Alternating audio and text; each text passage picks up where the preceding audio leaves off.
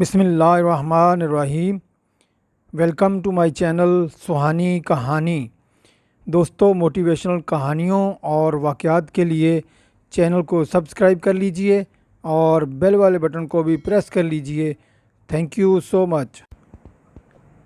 बहुत पहले की बात है, एक छोटे से गांव में राजू नाम का एक गरीब आदमी रहता था।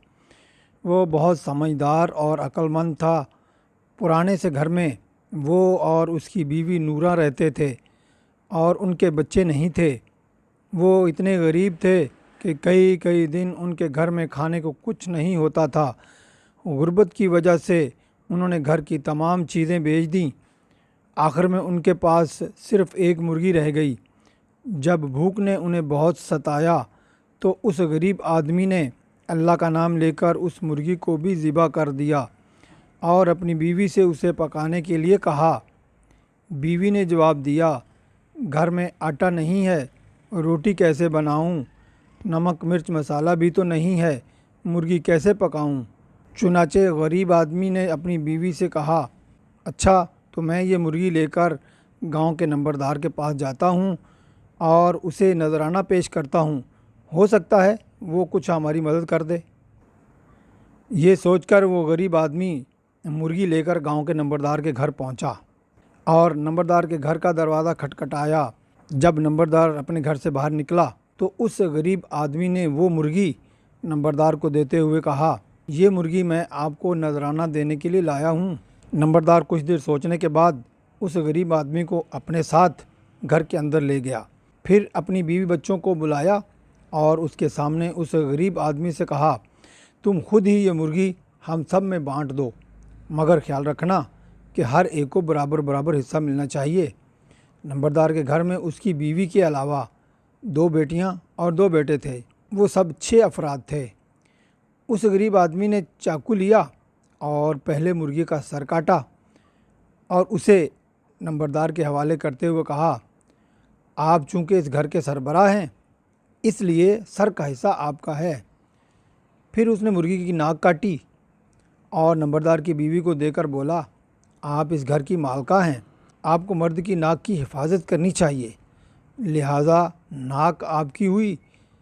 फिर उसने मुर्गी के दोनों पाँव काटे और नंबरदार के दोनों बेटों के हवाले करते हुए कहा, तुम दोनों अपने बाप के पाँव हो, यानी तुम दोनों अपने बाप का सहारा बनोगे, इसलिए ये दोनों पाँव आप दोनों का हिस्सा हैं।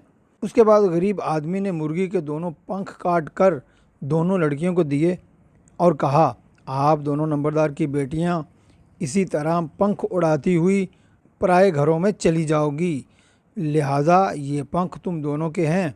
अब मुर्गी का जो हिस्सा बाकी बच गया था वही तो खाने के लिए गोश्त था। वो हिस्सा गरीब आदमी ने अपने पास रख लिया। नंबरदार उस गरीब आदमी की अक्लमंदी से बहुत मुतासर हुआ और खुशी खुशी उसे बहुत से रुपए पैसे देकर रुखसत कर दिया। इस पूरे वाक़या की खबर जब गरीब आदमी राजू के पड़ोसी को मिली तो उस लालची शख्स ने सोचा, क्यों ना मैं भी नंबरदार के पास जाकर राजू से ज़्यादा पैसा बनाऊं। उस लालची शख्स के घर 5 मुर्गियां थीं। वो 5 मुर्गियां लेकर नंबरदार के घर पहुंच गया और उसे कहने लगा, ये मुर्गियां मैं आपको तोहफ़ा देने के लिए लाया हूं।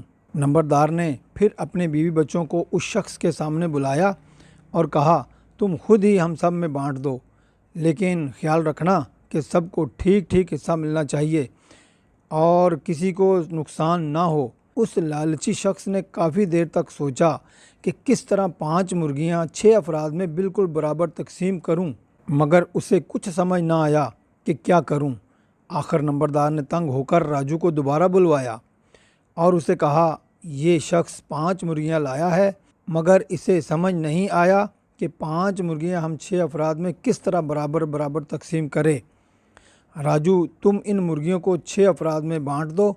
राजू ने एक मुर्गी उठाई, नंबरदार और उसकी बीवी को देकर बोला, ये लीजिए, आप लोग 3 हो गए। दूसरी मुर्गी नंबरदार के दोनों बेटों को देकर कहा, लो आप भी 3 हो गए। तीसरी मुर्गी दोनों बेटियों के हवाले की और कहा, लो तुम भी 3 हो गईं। बाकी 2 मुर्गियां अपने पास रख कर बोला, हम भी 3 हो गए।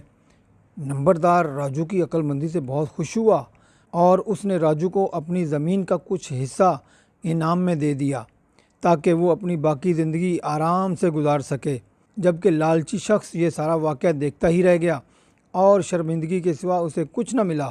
تو دوستو، اسی لیے تو کہتے ہیں کہ لالچ بری بلا ہے۔ اس کہانی سے ہمیں یہ سبق ملتا ہے کہ ہمیں کبھی بھی لالچ اور حسد نہیں کرنا چاہیے، بلکہ محنت اور لگن سے اپنا مقام بنانا چاہیے۔ پاک آرمی اور پاکستان زندہ باد۔